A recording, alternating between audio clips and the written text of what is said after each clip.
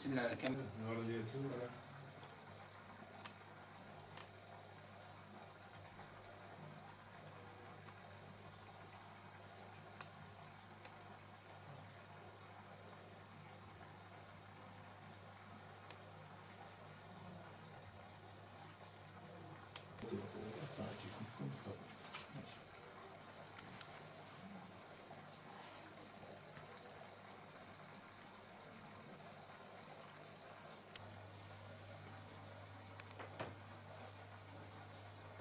هاي زاتين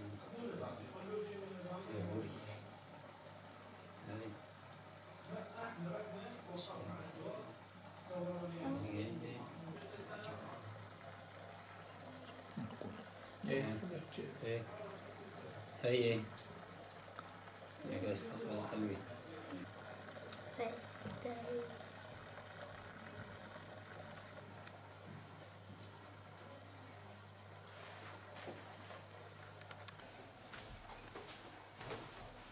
حط هذا الكلمة خلاص يسوي الصورة الكلمة هي السلام عليكم.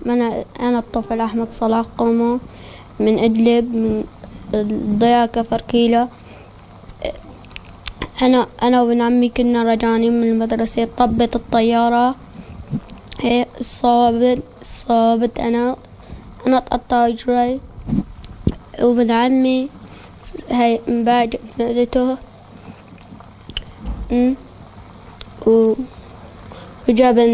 إجا عمي أسعفنا عبوه بالهواء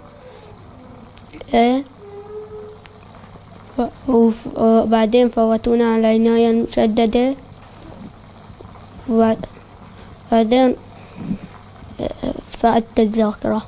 كان أرجع أذهب عن المدرسة وأنا ورفقاتي نلعب ومن عمي وعيش حياة طبيعية.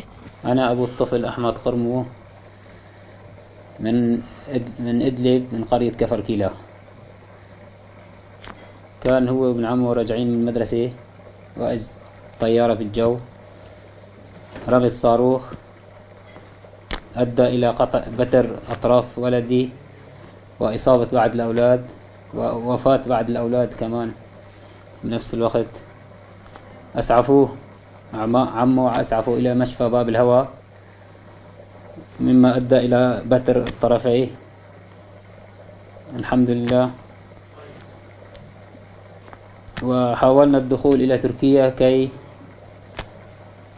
نركب له أطراف يقدر أن يعود إلى مدرسته ويلعب مع الأولاد ويرجع إلى حياته الطبيعية كما كان. ونرجو منكم المساعدة كي نركب له طرفا يعينه على حياته ويعود كما كان. وشكرا لكم. Ahmet kardeşimiz 2 sene, yaklaşık 1,5-2 sene önce yine Suriye'nin İdlib şehrinde maalesef ki uçakların vurması, evine vurulması neticesinde 2 bacağını birden görmüş olduğunuz gibi kaybetmiş. Ne yazık ki burada iyilik evimizde kalan onlarca hasta, yarım çocuğumuzdan bir tanesi Ahmet de. İnşallah 1,5 ay oldu. Şu an Türkiye'ye geldi. Ve buraya bir umutla geldi Ahmet. Çünkü Suriye savaş ortamı. Orada insanlar çoğu zaman yiyecek yemeği bile bulamıyorlar. Bundan dolayı bir umutla Ahmet kardeşimiz Gaziantep'e buradaki iyilik evimize müracaat ettiler. Biz bu kardeşlerimizi karşıladık. Şu an burada babasıyla beraber Ahmet kardeşimiz kalıyor.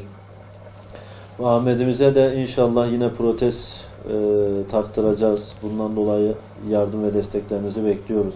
Ki burada Ahmet gibi, Meryem gibi kaç tane çocuğumuz var. İnşallah biz bu kardeşlerimize umut olmaya çalışıyoruz. Tabii ki biz burada köprü vesilesi oluyoruz. Bu kardeşlerimiz için değerli halkımızdan, değerli Müslümanlardan inşallah yardım talep ediyoruz. Bu çocuklar hiçbir şeyden habersiz, savaştan habersiz bir şekilde hayatlarını yaşıyorken ve şu an biz Ahmet'e sorduğumuz zaman bacağını neden kaybetti buna bile bir cevap veremiyor yani. Savaştan bir habersiz, niçin evini bombaladılar, neden kendisi buraya geldi, hiçbir şeyden bir bilgisi yok. Ahmet kardeşimizin bu protez ayağı için yaklaşık $9.000 bir ücret istediler bizden. İnşallah bu $9.000 temin ettiğimiz zaman eskisi gibi olmasa bile kardeşimiz bir umut yürüyecek, en azından okuluna gidecek, arkadaşlarıyla beraber oyunlar oynayacak. Bundan dolayı Ahmet için yardım ve desteklerini bekliyoruz inşallah.